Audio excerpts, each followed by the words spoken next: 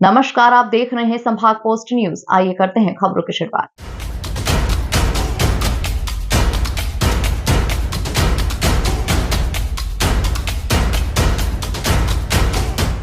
इंदौर में भारतीय किसान संघ के बैनर तले सैकड़ों किसान कलेक्टर कार्यालय के बाहर अनिश्चितकालीन धरने पर बैठ गए हैं। किसानों की मुख्य मांग है कि उनकी जमीन के अधिग्रहण से पहले उनकी अनुमति ली जाए और उन्हें 4 गुना मुआवजा दिया जाए। पहले भी कलेक्टर को ज्ञापन सौंपा गया था, लेकिन प्रशासन ने अब तक कोई भी ठोस कार्रवाई नहीं की, जिससे किसानों में नाराजगी अब बढ़ चुकी है।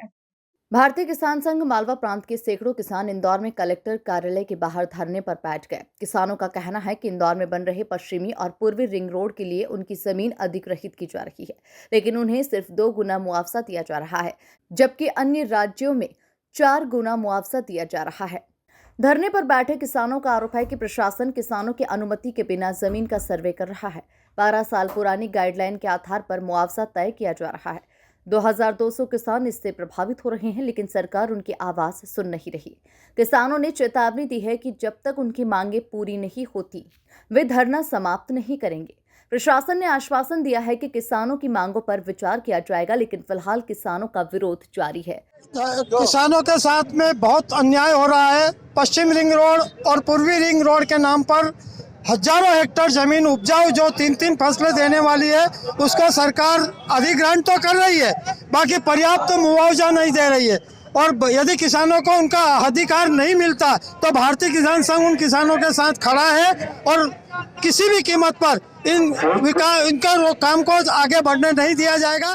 जी, ये आउटर रिंग रोड योजना जो इंदौर के आसपास में पूर्वी और पश्चिमी रिंग रोड जो निकल रहा है, उसमें जो किसानों के साथ अन्याय हो रहा है, उसके विरोध में ये धरना प्रदर्शन है।